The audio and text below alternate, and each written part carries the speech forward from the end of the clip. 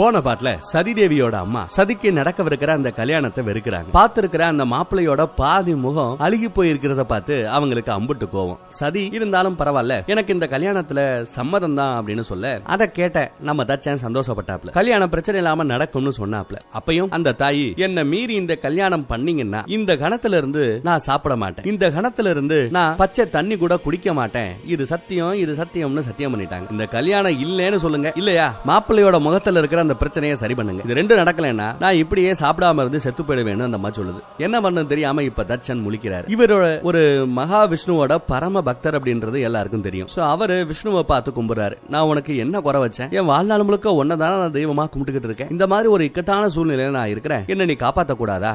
சதிக்கு நான் துரோகம் பண்றதா, பெத்த புள்ளைக்கு நான் அநீதி இழைப்பதாக கட்டின பொண்டாட்டியே சொல்கிறார். என் எண்ணத்தில் அந்த மாதிரியான நோக்கம் இல்லை, என் கௌரவத்தை காப்பாற்ற கூடாதா அப்படின்னு சொல்லி வேண்டி கும்பிட்டுக்கிட்டு இருக்க. அப்ப அங்க ஒரு ஒளி உருவாகுது. ஒருவேளை விஷ்ணுவோ வந்துட்டாரோ அப்படின்னு பார்த்தா விஷ்ணு வரல.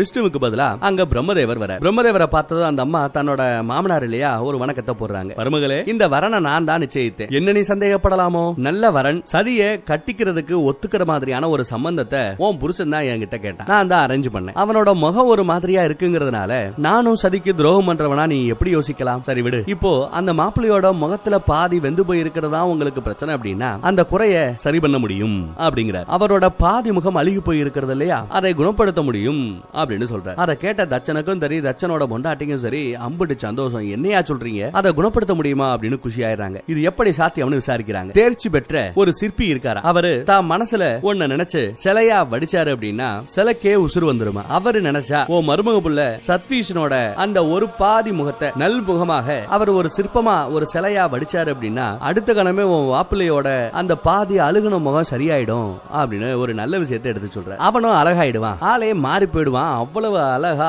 ஆண் அழகனா இருப்பான் அப்படிங்கிற மாதிரி எல்லாம் பிரம்மர் எடுத்து சொல்றார். அதெல்லாம் கேட்டதும் தச்சனுக்கு சந்தோஷம். என்ன சொல்றீங்க, இவ்வளவு சக்தி வாய்ந்த ஒரு சிற்பி இருக்காரா? அவர் யாருன்னு சொல்லுங்க, இந்த கணமே அவரை அரண்மனைக்கு வர சொல்லி என் மாப்பிள்ளையோட முகத்தை சரி பண்றேன் அப்படிங்கிற மாதிரி தச்சன் சொல்ல அதுக்கு நம்ம பிரம்மரோ அவர் ரொம்பவே வித்தியாசமான ஆளு, நீ நினைக்கிற மாதிரி கூப்பிட்டா ஓடி வர்ற ஒரு சாதாரண சிற்பி அல்ல அப்படிங்கிறாரு பிரம்மர். மலை தொடர்கள் அதிகமாக நிறைந்த ஜடேஸ்வர பர்வதம் அப்படிங்கிற அந்த ஏரியால தான் அவர் வாழ்ந்து கொண்டு இருக்கிறாரா. சிற்பக்கலையில எக்ஸ்பர்ட்டா, உருவங்களை ரொம்ப தத்ரூபமா வரையக்கூடியவரா, செதுக்கக்கூடியவரா. அவரு ஒரு மேட்டரை செய்யறதுக்கு விரும்பல அப்படின்னா மும்மூர்த்திகளாகிய பிரம்மா, சிவன், விஷ்ணு நாங்களே போய் நின்னு கேட்டா கூட அவரு செய்ய மாட்டாரு, ஒத்துக்க மாட்டாரு. அப்பேற்பட்ட மனுஷன் அவர்கிட்ட உன்னோட உத்தரவு உன்னோட ஆணைகள் இது எதுவுமே சாத்தியமாகாது. அவர் எல்லையற்றவர், யாருக்கும் கட்டுப்படாதவர். அவருக்கு யாரும் மன்னர்கள் அல்ல, அவருக்கு யாரும் அரசர்களும் அல்ல. மூவேந்தர்களையே சீ என பார்க்கும் அவர், நீயோ ஒரு சாதாரண பிரபஞ்ச அதிபதி, உன்னை எப்படி பார்ப்பார் என்பதை நீ உணர்ந்து கொள். அவர்கிட்ட உன்னோட இந்த கௌரவம் உன்னோட இந்த ஆணவத்தெல்லாம் காமிச்சுக்காத அப்படின்னு சொல்றாப்ல நம்ம பிரம்மதேவர். அவரை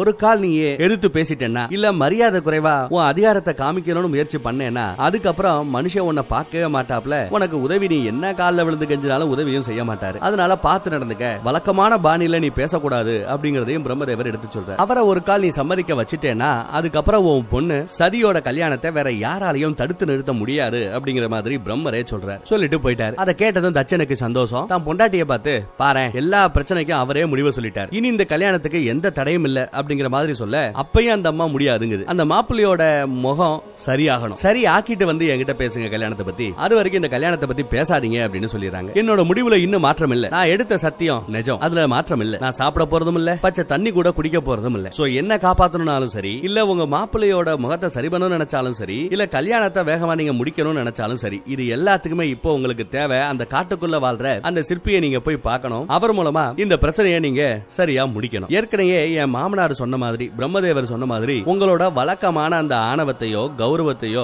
அதிகாரத்தையோ அந்த சிற்பி மேல தயவு செய்து காமிச்சிடாதீங்க அப்படின்னு சொல்லி தான் புருஷனை அனுப்பி வைக்கிறாங்க. கட் பண்ணா இந்த பக்கத்துல விருந்தினர் மாளிகையில் இருக்கிற சம்பந்தியும் சம்பந்தியோட பையன் நம்ம மாப்பிள்ளையும் காமிக்கிறாங்க. அவங்க ரெண்டு பேரும் பேசிக்கிறத வச்சு நிறைய விஷயங்கள் நமக்கு தெரிய வருகிறது. என்ன அப்படின்னா மாப்பிள்ளை சொல்றாப்ல, எப்பா டாடி ஏயா என்ன அப்படி படுத்துற, நான் ஒரு அப்பா பையன் அப்படிங்கிறது எல்லாருக்கும் தெரிஞ்ச விஷயம் தான், அப்பா என்ன சொன்னாலும் கேட்பேன் அப்படிங்கிறது எல்லாருக்கும் தெரிஞ்ச விஷயம் தான். நீங்க எனக்கு அப்பா மட்டும் இருந்தா கூட பரவாயில்ல, நீங்க சொல்றதை நான் தட்டி கழிக்க வாய்ப்பு இருக்கு, நீங்க என்னோட குருவும் கூட. நான் எப்படி ஆசைப்பட்டேன், ஒரு மிக மிகப்பெரிய ஞானியா ஒரு சன்னியாசியா வாழணும் அப்படிங்கறதா என்னோட ஆசை லட்சியம். ஆனா அது எல்லாத்தையும் தவிடுபடியாக்கி தட்சனோட பொண்ணு சதியை நீ கட்டிக்கணும் அப்படின்னு சொன்னீங்க. எனக்கு விருப்பம் இல்லைனாலும் உங்களுக்காக தான் இந்த கல்யாணத்துக்கு நான் ஒத்துக்கிட்டேன். இப்போ என் மூஞ்சிய பாக்குறதுக்கே இந்த குடும்பத்துல இருக்கிற ஒரு பொம்பளைகளும் சரிப்பட்டு வரமாட்டேங்கிறாங்க. அப்படி இருக்க எப்படி இதே வீட்டுல இதே அரண்மனையில அவங்களுக்கு மத்தியில ஒரு மருமகனா என்னால வாழ முடியும்? செட் ஆகாது, வா டாடி பேசாம ஊருக்கே போயிடலாம் அப்படின்னு சொன்னா அதெல்லாம் முடியாதுடா மகனே. எனக்கு தட்சன் அவனோட அதிகாரத்திலையும் சரி செல்வத்திலையும் சரி பாதியா தரதா சொல்லி இருக்கிறான். எனக்கு அது வேணும். ஒரு பிள்ளையா அப்பா வேண்டியதை செஞ்சு கொடுக்க வேண்டியது உன்னோட கடமை, நீ செஞ்சு கொடுக்கணும் அப்படிங்கிற மாதிரி பையனை கன்வின்ஸ் பண்றாரு. சோ எது எப்படியோ இந்த கல்யாணத்துல மாப்பிள்ளைக்கு விருப்பம் இல்ல அப்படிங்கிறது இந்த சீன் மூலமா நமக்கு தெரிய வருகிறது.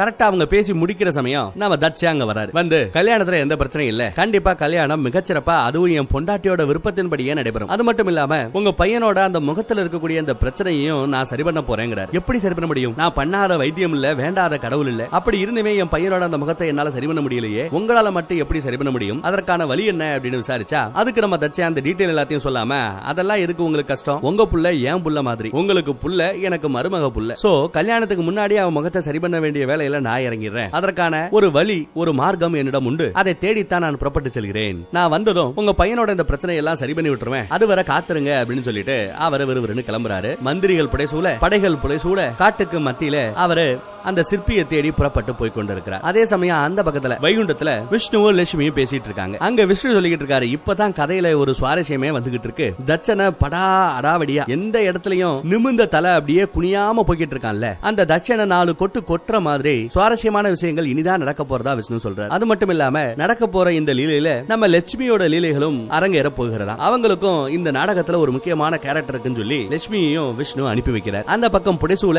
அதுவும் யானை மேல ஏறி நம்ம தட்சன் வந்துகிட்டு இருக்கான். காட்டுக்கு மத்தியில எவ்வளவு சுத்தினாலும் சரி அவரால அந்த சிற்பியை கண்டுபிடிக்க முடியல. ஏன் எவ்வளவு தடவை நம்ம சுத்தி வந்துகிட்டு இருக்கோம், இந்த காட்டுக்கு மத்தியில நம்மளால சிற்பியை கண்டுபிடிக்க முடியலையே அப்படின்னு பேசிக்கிட்டு இருக்கும் போது அங்க ஒரு வயசான கிழவி முன்னப்பட்ட தெரியாத ஒரு பொண்ணோட அங்க வராங்க. நல்லா உத்து பாத்தீங்கன்னா இந்த கிழவி வேற யாரும் இல்ல, சாட்சா நம்ம மகாலட்சுமி தான். அவங்க தான் ஒரு கிழவி கேரக்டர்ல இந்த நாடகத்துல அவங்க நடிக்க வந்திருக்காங்க. வந்து இந்த மாதிரி ஒரு படை சூழ, அமைச்சர்கள் சூழ, சப்த ரிஷிகள் சூழ, அதுவும் யானை மேல ஏறி நீ இப்படி வந்தேன்னா அந்த சிற்பியை உன்னால பார்க்கவே முடியாது, கஷ்டப்படணும். அந்த சிற்பியை தேடி மனதளவுல கஷ்டப்பட்டு ஒவ்வொரு காலடியையும் நீ எடுத்து வைக்கணும். இதே காட்டுக்குள்ளதான் உன் கண்ணு முன்னாடியே இருப்பார். ஆனா நீ திமிரு பிடிச்சு நடந்துகிட்டு இருந்தேன்னா அவர் உன் கண்களுக்கு தெரிய மாட்டார். திமிரை கடந்து நீ வேண்டியதை ஒவ்வொரு நிமிடமும் மனதில் நினைத்துக் கொண்டு உனது காலடிகள் ஒவ்வொரு காலடியும் வைக்கும் போது காலு நோகணும். அப்படி கஷ்டப்பட்டு போனாதான் அந்த சிற்பியை உன்னால பார்க்க முடியும். நீ வேண்டி வந்தது உனக்கு கிடைக்கும். அப்படி எல்லாம் செய்வதற்கு நீ தயாராக இருக்கிறாயா? குறைந்தபட்சம் யானையிலிருந்தாவது நீ கீழிறங்குவாயா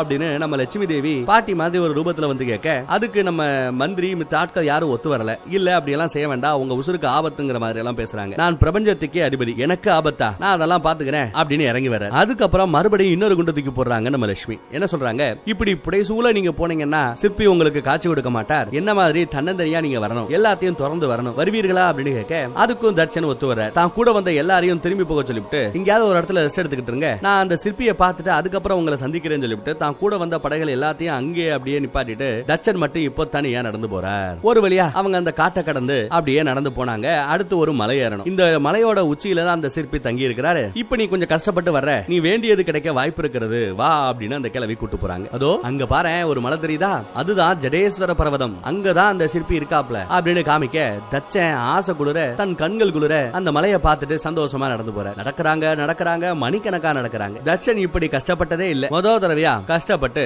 வேண்டி உன்னை தேடி அவன் வந்துகிட்டு இருக்கான். பார்த்தா எதுக்கு ஒருத்தவர் உட்கார்ந்துருக்காரு, முருக காமிச்சாப்ல உட்கார்ந்துகிட்டு இருக்காரு. இங்க இருந்து தம்பி யாருப்பா அப்படின்னு நம்ம தட்சன் சத்தம் போட எதுக்கு இருக்கிற அந்த மனுஷன் பக்கத்துல வர. யாரு அப்படின்னு கொஞ்சம் க்ளோஸ் அப்ல காமிச்சா அதுக்கு அப்புறம் தான் தெரியுது அது வேற யாரும் இல்ல, சாட்சாத் நம்ம நந்தி தேவர் தான் இங்க இருக்கிறார் அப்படிங்கிறது தெரியுது. ஆனா தன்னோட காது மாட்டு காது அவருக்கு இருக்கும், அது வெளியில தெரியாத மாதிரி நல்ல டைட்டா தலப்பாகையை போட்டு மறைச்சிருக்கிறார். முகத்தையும் கொஞ்சம் உருன்னு வச்சுக்கிட்டு தான் நந்தி தேவருங்கிறத கம்ப்ளீட்டா மறைச்சுக்கிட்டு வேற கேரக்டர்ல இருக்காப்ல. நம்ம சிற்பி இருக்காப்ல, அந்த மகத்துவமான சிற்பியை பாதுகாக்கக்கூடிய ஒரு பாதுகாவலர், உதவி செய்யக்கூடிய ஒரு உதவியாளர், ஒரு உதவியாளன் கேரக்டர்ல அவர் இருக்கிறார். எதுக்கு நிக்கிறதோ பிரபஞ்ச அதிபதி தட்சன்கிறது அவருக்கு நல்லா தெரியும். இருந்தாலும் மனசுக்குள்ள நம்ம நந்தி என்ன நினைக்கிறாருன்னா, அகங்காரத்தினால என் கடவுள் அந்த ஈசனை எத்தனை தடவை நீ நோகடிச்சிருப்ப, கொய்யால ஒன்ன ஒரு நாளாவது நான் வச்சு செய்யணுமியா அப்படின்னு நம்ம நந்தி தேவர் முடிவு பண்ணிட்டாருன்னு நினைக்கிறேன். என்ன பண்றாருன்னு பாருங்க. ஒரு பானைய, ஒரு மண்பானைய தட்சன் கையில கொடுத்துட்டு மலை மேல ஏறி வந்தேல்ல, இப்போ மலைக்கு கீழே நீ இறங்கி போய் அடிவாரத்துக்கு போய் தண்ணி எடுத்துட்டு வா அப்படின்னு தட்சனை அனுப்புறாப்ல. தண்ணி எடுத்துட்டு வா, சீக்கிரம் வா அப்படின்னு கொடுத்துட்டு விறுவிறுன்னு நடந்து போறேன். தச்சனுக்கு ஒண்ணும் புரியல, கோவம் கொப்பளிக்குது. லட்சுமி தேவி